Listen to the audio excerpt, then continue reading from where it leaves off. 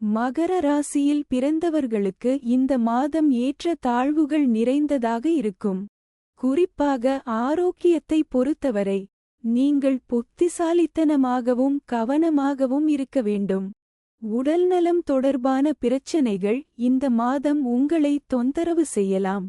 உங்களின் தொழிலை பொறுத்தவரையில் மாதத் தொடக்கத்தில் உங்கள் தொழிலில் ஏற்ற இறக்கங்கள் இருக்கும்.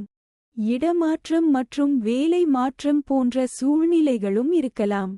ஆனால் மாதத்தின் இரண்டாம் பாதி ஓரளவு சாதகமாக இருக்கும் மற்றும் வேலையில் நல்ல பலன்களை பெறுவீர்கள். உங்கள் பணியிடத்தில் தேவையற்ற உரையாடல்களை நீங்கள் தவிர்க்க வேண்டும். ஏனெனில் இது வேலையில் உங்களை தொந்தரவு செய்யும் ஒரே பிரச்சனை. இல்லையெனில் உங்கள் தொழில் நன்றாக இருக்கும். வியாபாரம் செய்பவர்கள் மாத தொடக்கத்திலிருந்து வியாபாரத்தில் புதிய ஒப்பந்தங்களை பெறுவீர்கள். மேலும் நீங்கள் உங்கள் வேலையில் மிகவும் பிஸியாக இருப்பீர்கள்.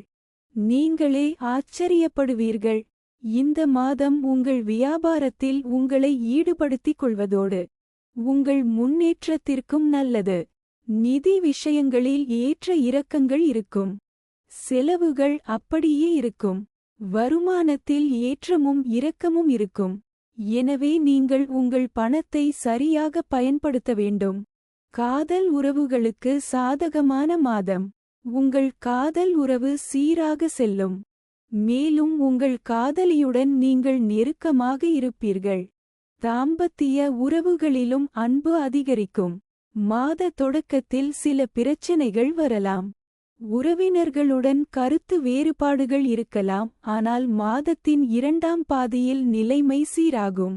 மாணவர்களுக்கு அனுகூலமான மாதம். உங்கள் கல்வியில் குறிப்பிடத்தக்க முன்னேற்றம் அடைவீர்கள். குடும்ப வாழ்க்கை சுமாரானதாக இருக்கும். நீங்கள் கல்வி அல்லது வேலைக்காக வெளிநாடு செல்லலாம். பரிகாரம்: மகாராஜ ஸ்ரீ தஸ்ரத எழுதிய நீல் சனி ஸ்தோத்திரத்தை சனிக்கிழமையன்று பாராயணம் செய்ய வேண்டும். For more updates, subscribe our channel.